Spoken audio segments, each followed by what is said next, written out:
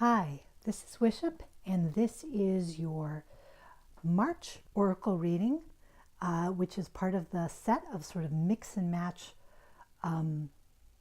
divinatory readings I'm doing for the first quarter of 2019. So this is the set of Oracle readings. So here's March. I want to say that the previous two videos kind of ran a little longer than some of the other ones in this set, and I felt like we're really hitting on the topics, and we'll see if it sort of carries through, of feeling pressure from the outside world about the kind of changes that you might want to make and the approaches that you might want to use.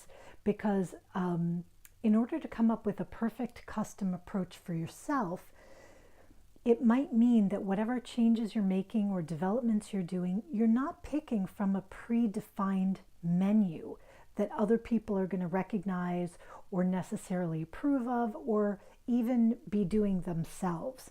So in order then to find that custom approach that really is authentic for you, suits what you're trying to accomplish, and also feels true, follows your intuitions, takes you down the road of your dreams, you may be doing something innovative and imaginative. And honestly, that can be a little hard to explain. When you just have the vision, but it hasn't become real yet, it can be hard to explain to people what you're doing and why you're doing it. And that doesn't mean it's not a good approach. It doesn't mean it's not taking you places. It doesn't mean you're going nowhere just because the path you're on isn't one that someone else recognizes and you haven't gotten far enough to explain very clearly what you're doing. You're reaching for something and you can't quite figure it out. This is in a lot of ways the path of the artist. You know, you're trying to pull something out of the canvas, or you're trying to write a song. It's never existed before, and you're pulling it out of nothingness and making it into something. And when you just explain it to somebody who hasn't heard the song yet, you're like, well, it's going to kind of be like this, and it's going to have this sort of a beat, and the lyrics are going to be a little bit like this, and they're not going to understand what you mean. You're going to actually have to produce it before they can get it. So the artwork of your life can be a little like that too. If you're working on an issue that is very deep and important to you, long-standing, something you're fixing, changing, innovating, it can be hard to explain what you're doing. Anyway, that has been a theme in the previous readings, but we sort of moved through January when other people were proposing approaches to us, February where we were really trying to listen to ourselves, and now it's kind of interesting. Let's see where March takes us. We are using, this is the Old Bear Oracle by Doug Thornsjoe. It's a little bit of a combination between a playing card deck, a tarot deck, and an oracle deck. So I'll be using a lot the picture and the name of the bear, which is the really kind of oracle side of it. This is Art Through the Eyes of the Soul Oracle by Cheryl Yambrick Rose. And this is the Vintage Wisdom Oracle by Victoria Mosley. So let's see what we get. Demeter. I love her. I love her. Okay, Demeter is the prosperous bear. And if you look at her, she looks like the Nine of Pentacles.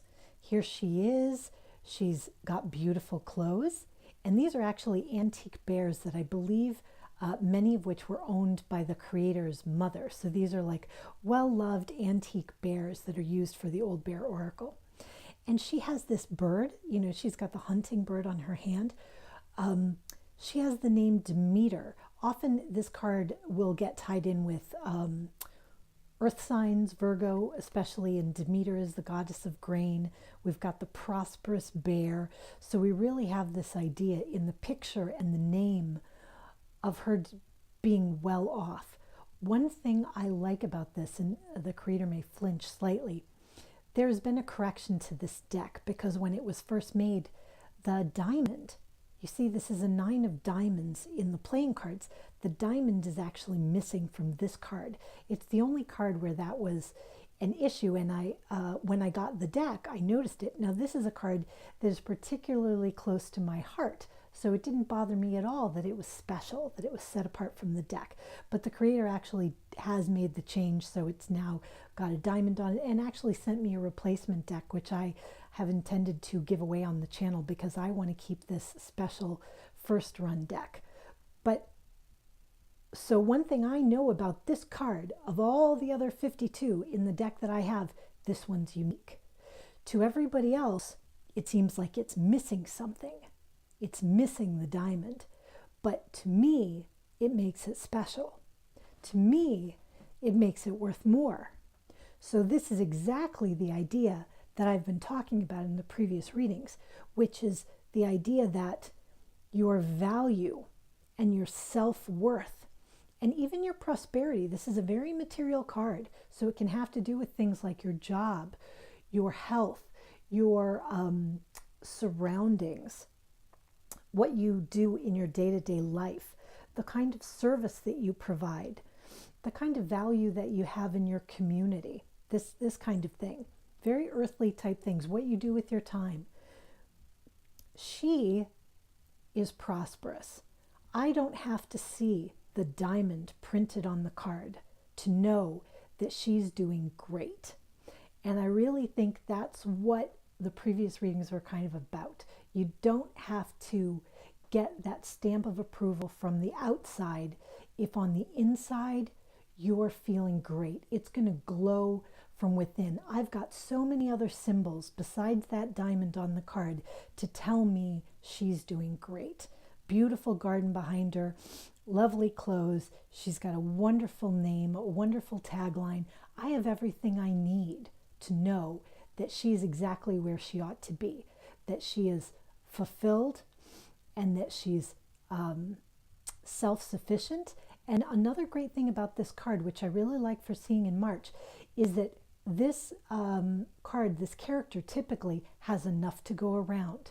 So even though we see her on her own, she's in an abundant enough atmosphere that she can be providing for lots of people. She can be helping her community. She can be helping other members of her family because she knows that she's got her stuff taken care of and she has surplus to spare. And that is a wonderful place to be, especially if you're making a change.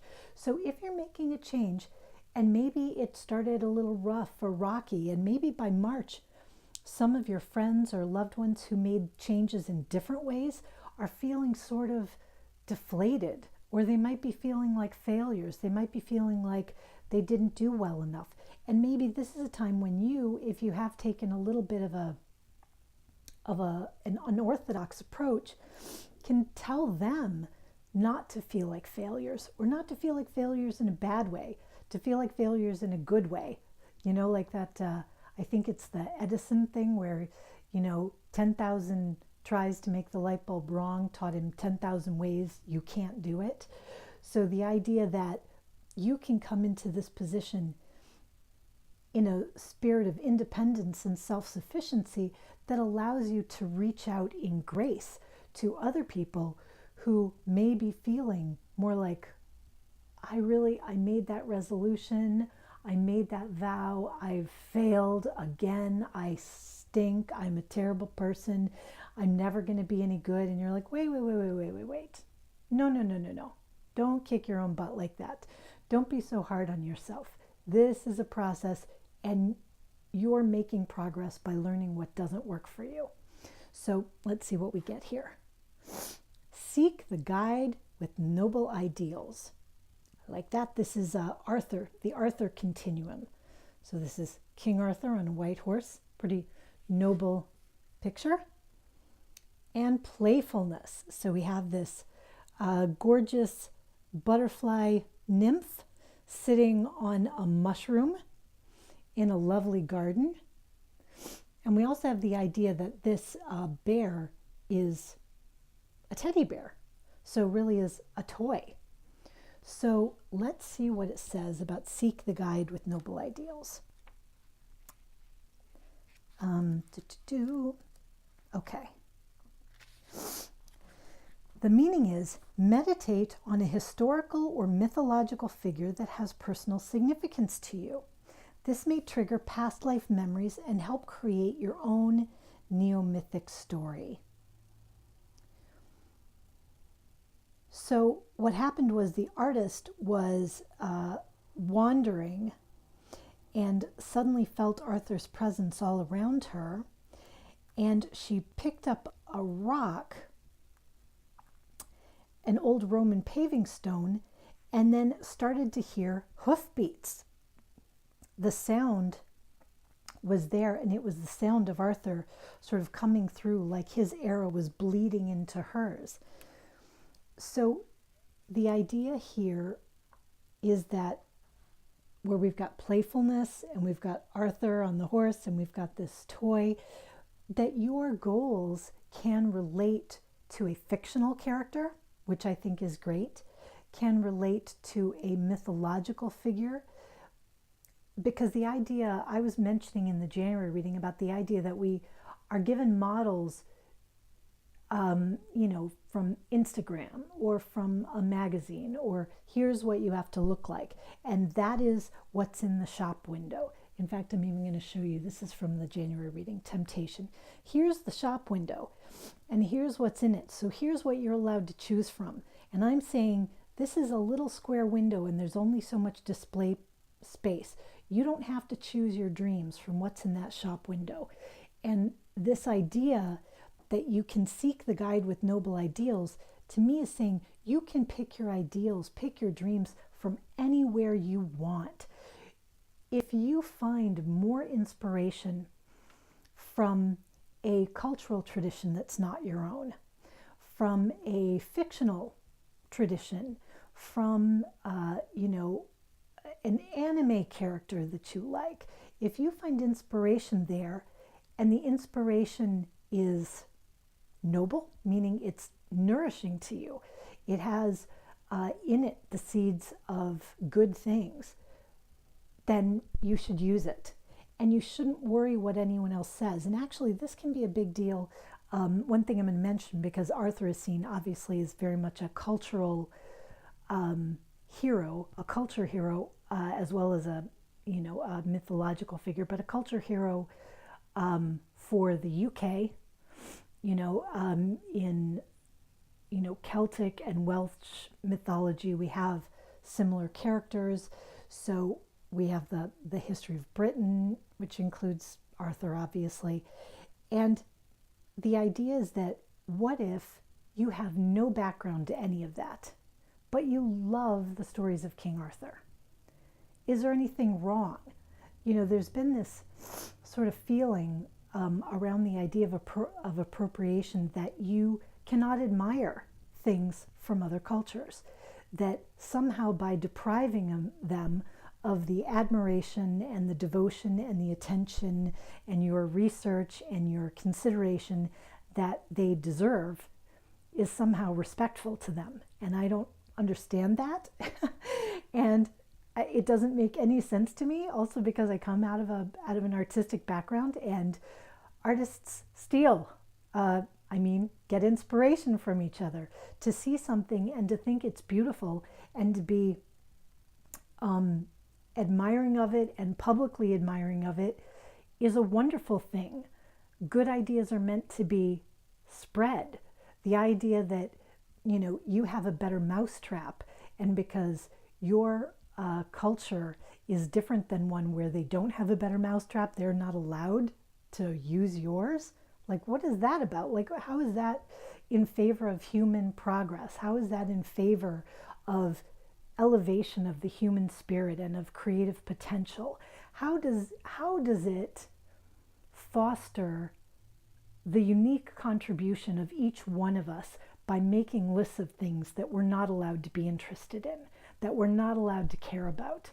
Because I care about some things that are way outside my cultural background, at least as far as I know. Backgrounds are, because I believe in past lives and ancestral things. Your background is not just the background you got a lot of backgrounds going on.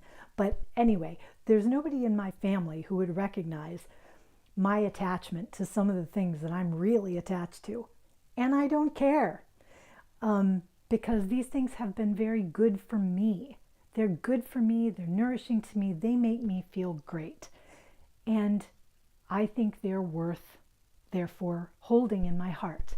And I think that this is just, since on this oracle, the set of oracle readings, I've kind of been on my soapbox about consensus and finding your own way and finding your own voice and finding your own player and like making your own jazz and admiring what you admire and not worrying about what other people tell you and doing it in a spirit of playfulness. Do it in a spirit of fun. You don't have to be defensive about anything you're into. Just be into it.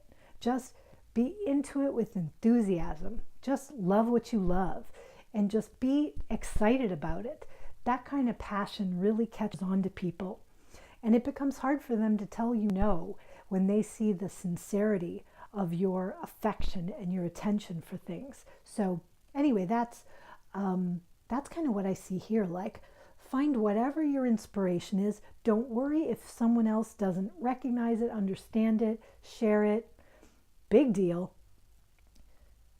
You are self-sufficient. And what's more, by following this in a spirit of sort of personal devotion and strength, you will find that you have enough to share with other people when they're not feeling as self-sufficient. And that is truly a gift. So yeah, I think that's it for now. Man, these oracle readings have been kind of soapboxy. My other ones are not so much, so if you haven't enjoyed this, then definitely look at the other readings. But maybe this was, I don't know, what you wanted or needed to hear right at this moment. I sure hope so. I hope that you found it fun and interesting and maybe even useful. That would be ideal. But until next time, rock on with your bad selves.